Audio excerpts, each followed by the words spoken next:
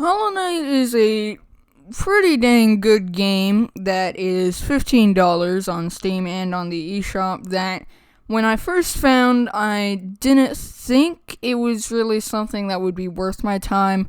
I thought it looked cool and that I'd like it, but I didn't think it was something I'd be interested in enough to spend money on or play in general. And then I ended up seeing a video on it of a full playthrough multiple times, and finally deciding to pick it up when it launched on the Switch. So I picked it up and play it, and my gosh, this game is pretty dang good. So basically, in Hollow Knight, you're a bug who beats up other bugs to save the bug kingdom from an infection of bugs. Makes sense so far, right?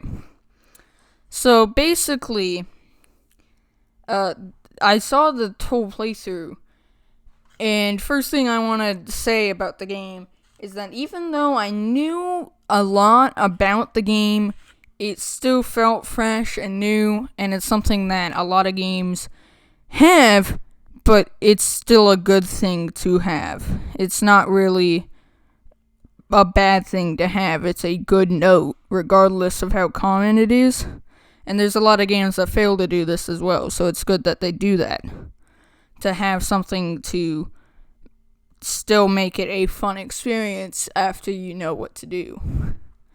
And even then, there's a whole lot of stuff that you probably won't know about until you play it. And it highly encourages exploring, and honestly, with its charm system and the fact that you need a charm to visit the map, I prefer not having that charm on, simply because I can live without it, and also it makes me explore all the rooms, and I can find my way from there, but it also makes me explore the rooms more so than I even would. And this is a very good thing to have, considering it's an exploration game. Now, Deep Nest is a great example of this. I get lost in it even though I've seen multiple videos going through it. And I was very heavily using my map to determine where I was and where the heck I was supposed to go. And let me just tell you, that was a great area. I also remember waking up by some dude after the Dreamers experience, like the first time you see them. That was pretty confusing. I still didn't know what the heck was supposed to happen from there, because I apparently missed out on that in the videos I watch. And all the bosses are great and fun, and there's tons of different ways to approach all bosses and enemies, and this is a very good thing. And it's just great. You can use a different charm loadout. You can go from above instead of from the side. You can just tank them, or you can play as moving around as much as possible. You can use a magic build, or just go straight head on with melee. There's tons of different things. I didn't feel like there was ever a strategy that I hadn't tried that didn't work eventually after 2 or 3 tries. I was never stuck at a wall. And there was only one situation of that happening, and it's not really that I had to go grind. I just had to spend more attempts because of the stupid freaking, Watcher Knights.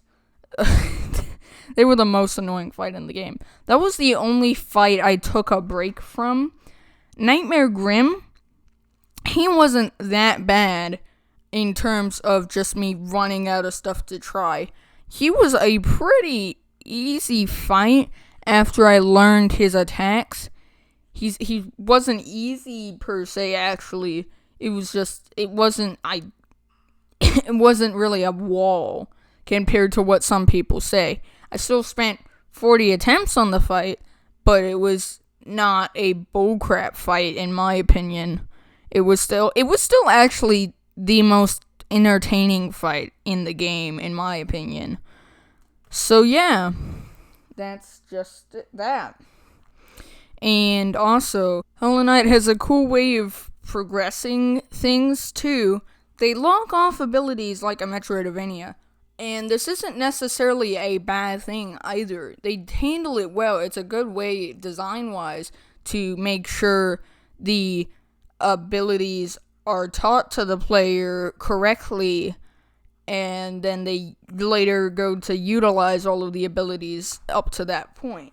And it's great that they use this both to teach the player at a steady pace and to make sure people keep in mind notes of stuff and know what to expect of abilities later on. Because they hide secrets as well as blocking off passages. And with how much exploring you do, you're gonna notice the secrets that you can't get to. And you're gonna know, oh, I probably need an ability to get there.